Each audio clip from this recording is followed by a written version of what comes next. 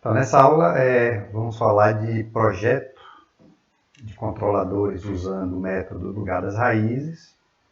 Então, na aula de hoje vamos ver só, nessa aula aqui, só a sequência básica, certo? Qual seria a sequência básica para fazer esse projeto, e em aulas subsequentes nós vamos falar de aspectos práticos, de outros detalhes que não vão ser tratados nessa aula agora. Então, qual é o problema de projeto que a gente vai analisar?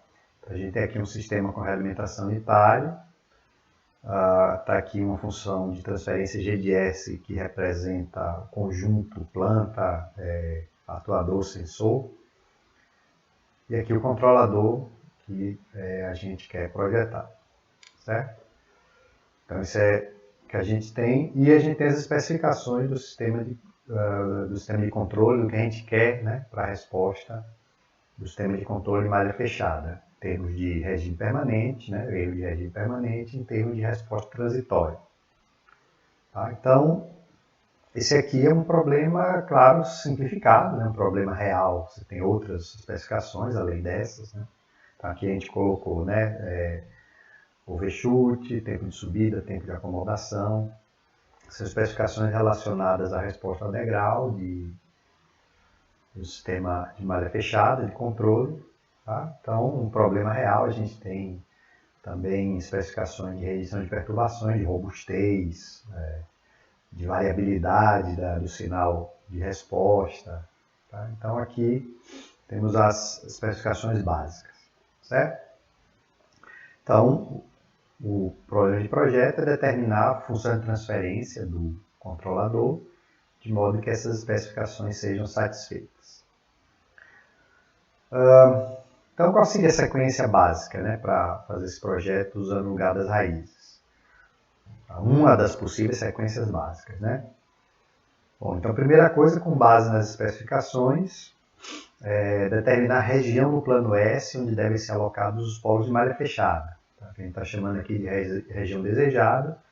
Então, nas aulas de resposta transitória, nós vimos que, analisando sistemas de primeira ordem, sistema de segunda ordem, né, de primeira e de segunda ordem, vimos que existe uma relação entre essas especificações da resposta transitória e uma determinada região do plano S, tá, para aqueles tipos de sistema, né? Então, nós discutimos na aula de resposta transitória que, apesar daquelas regiões estarem associadas a sistemas de primeira e segunda ordem, nós costumamos extrapolar para um sistema qualquer e fazendo as devidas adaptações, certo? Analisando qual é o efeito, né, se o sistema não é de segunda ordem, analisando qual é o efeito de polos adicionais, se o sistema tem zeros, qual é o efeito desses zeros, e com isso saber, né, como manejar essa região, né, em função dessas contingências, tá certo?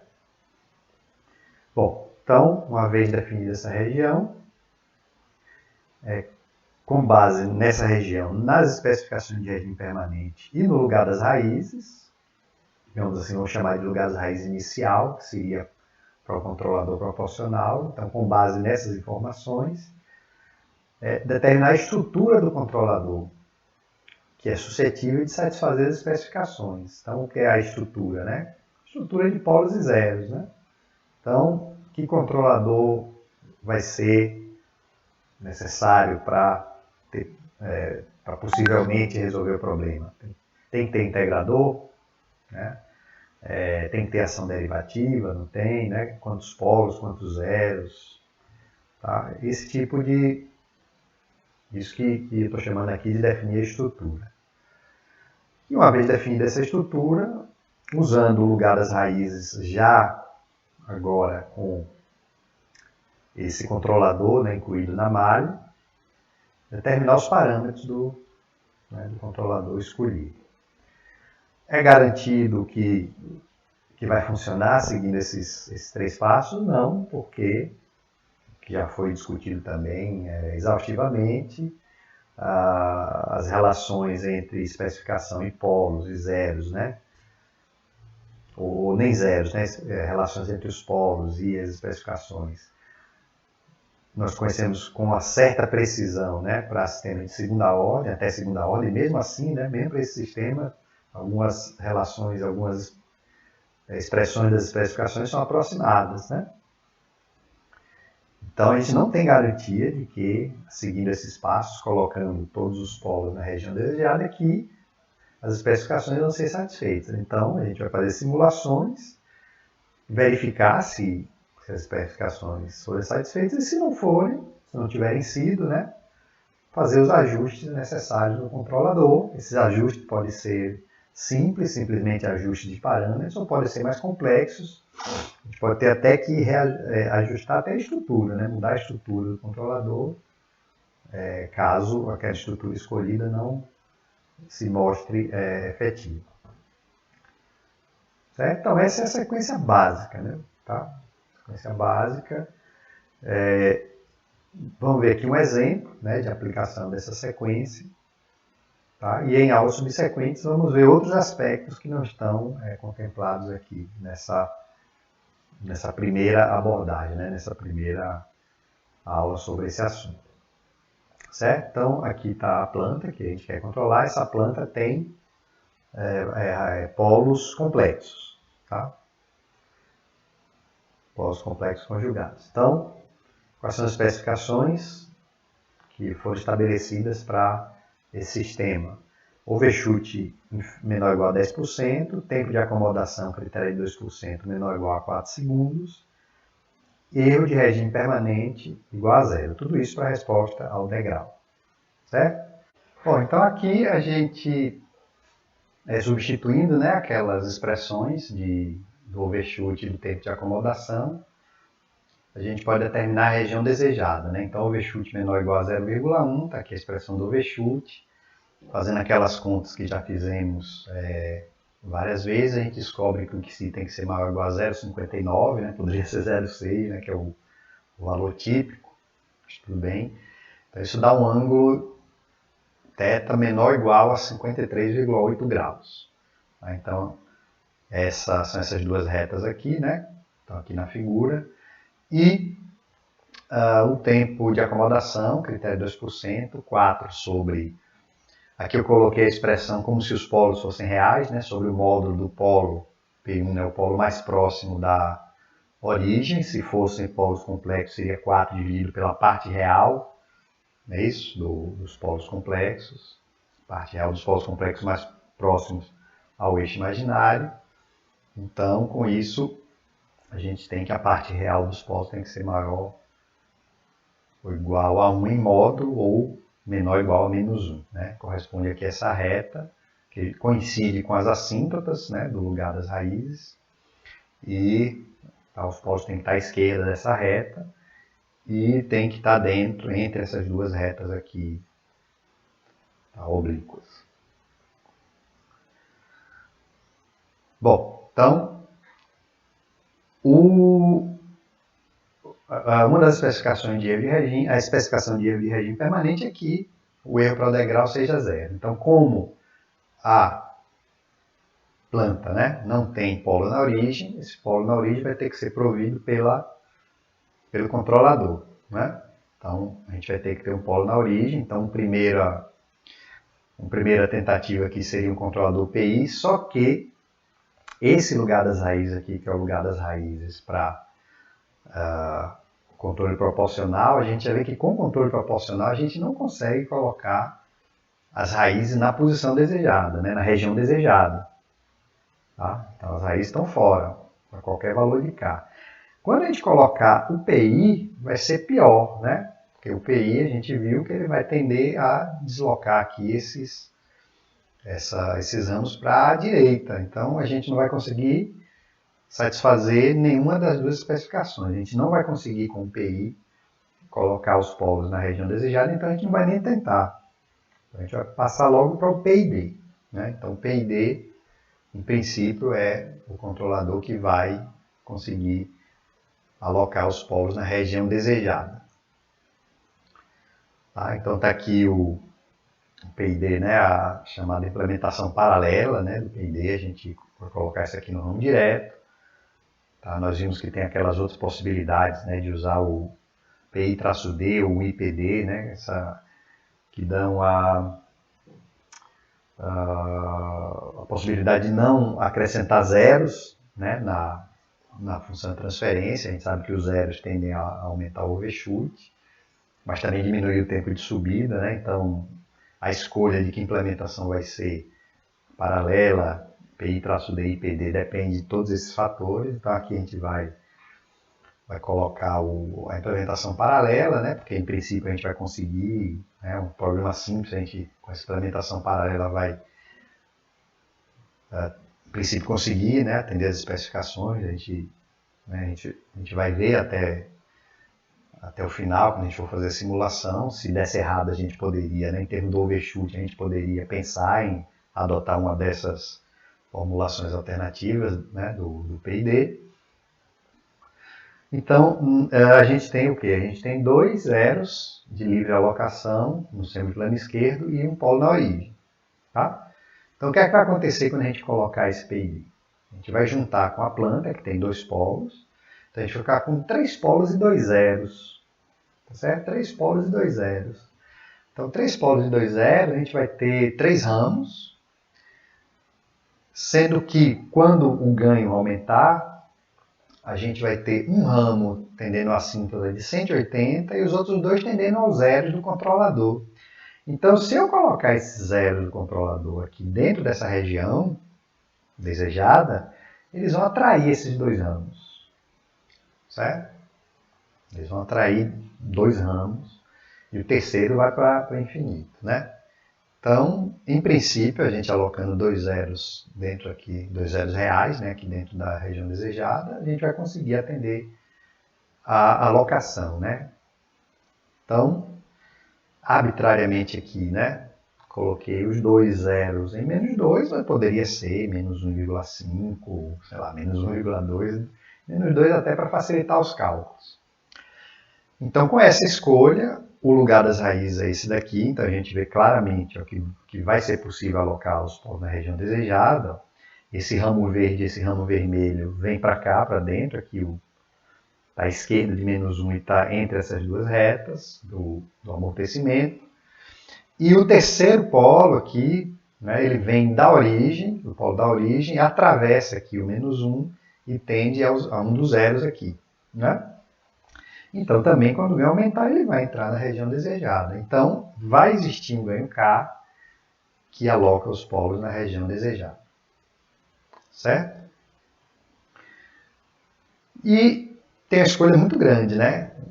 Tem a escolha muito grande desse ganho. Então, o que é que a gente vai escolher? Vamos escolher aqui o ponto de ramificação.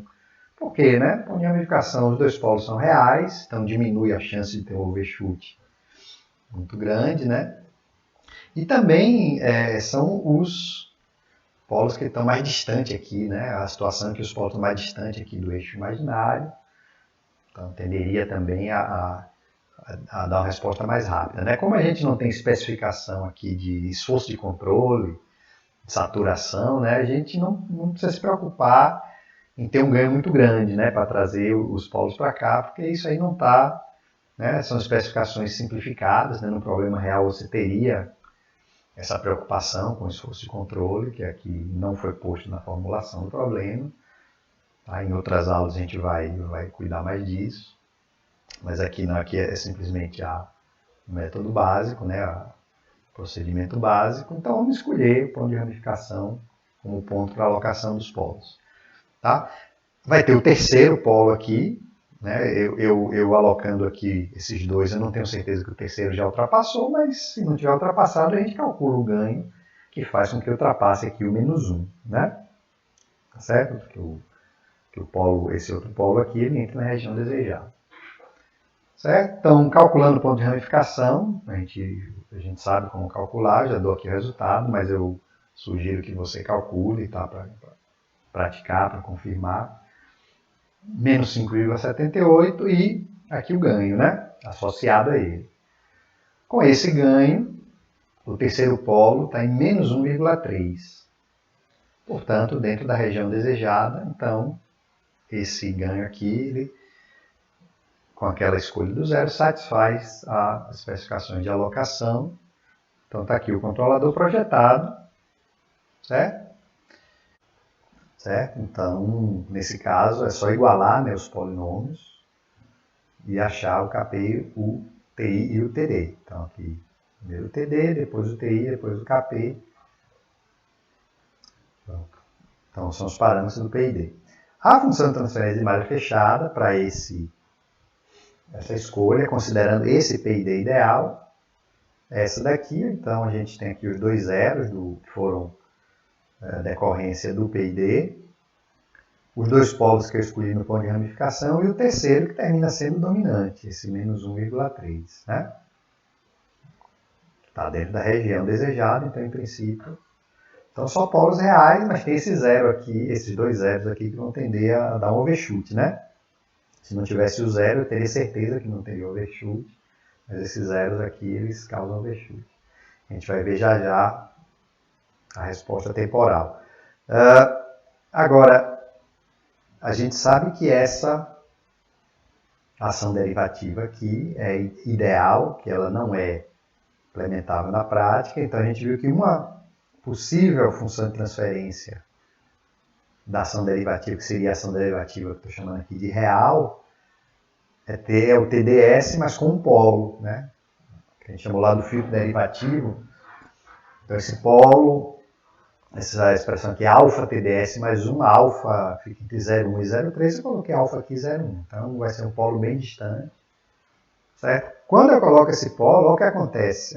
Quando eu uso essa função daqui, muda bastante aqui, né? Porque eu vou ter um polo a mais, né? Vou ter um polo a mais.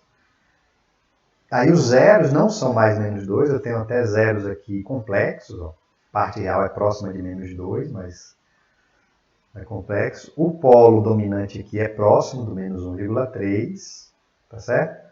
Agora tem um outro polo aqui, né, que em princípio não está tão longe assim, né, menos de 3 vezes mais, que poderia ter um efeito de suavizar a resposta, né, tornar a resposta mais lenta.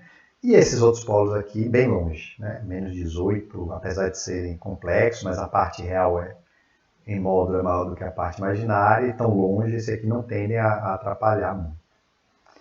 Tá certo? Bom, então vamos ver a resposta. Então, aqui em azul é a resposta considerando o PID ideal. Certo? Foi essa. Então, ela tem aqui um overshoot de 4,3%, a gente queria 10%, né?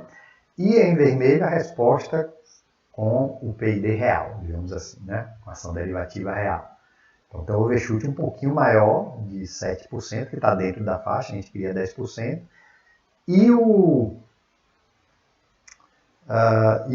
tempo de acomodação deu igual, dos dois, né? Praticamente igual, 1,77 segundos, a gente queria,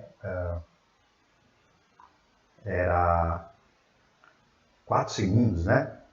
4 segundos, 1,77, então a gente conseguiu atender com folga.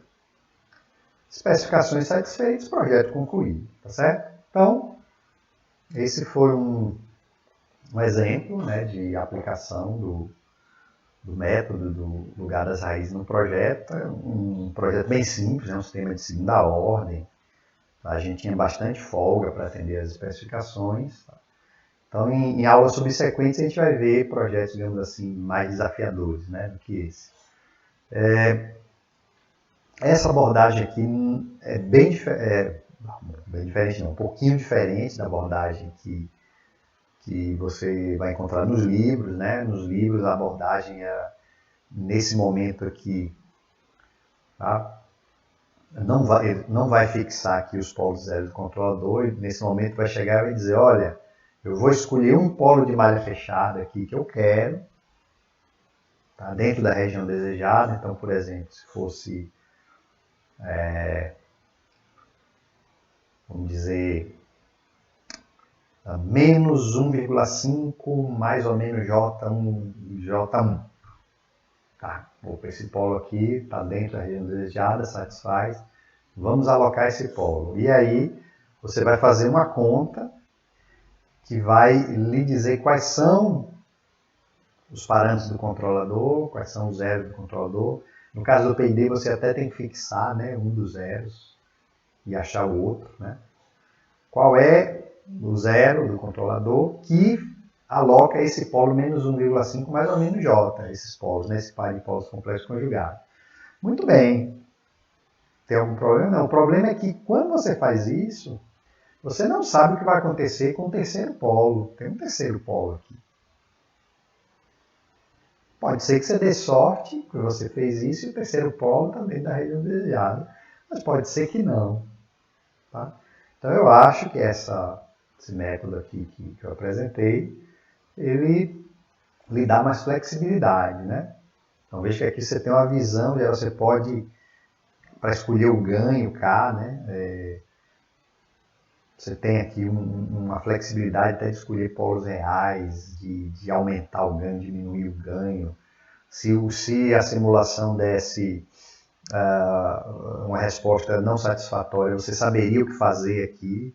Então, se o overshoot fosse maior, você aumentaria ainda o ganho para ficar mais longe aqui da parte imaginária, por exemplo. Né?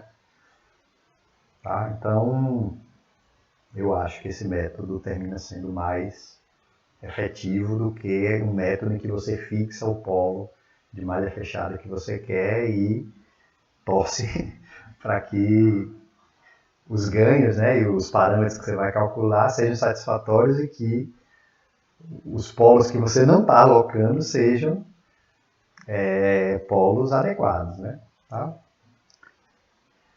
Então é isso para essa aula. Tá? Então, em aulas, como eu falei, aulas subsequentes, vamos ver alguns aspectos práticos, outras coisas que podem ser usadas, que ajudam no projeto, né? Aspectos que não foram levados em conta, como, por exemplo, atraso de transporte. Então, a gente vai ter videoaulas para tratar alguns desses aspectos. Mas o método geral que eu proponho aqui é esse daqui, tá certo? Então é isso. Obrigado pela atenção e até a próxima.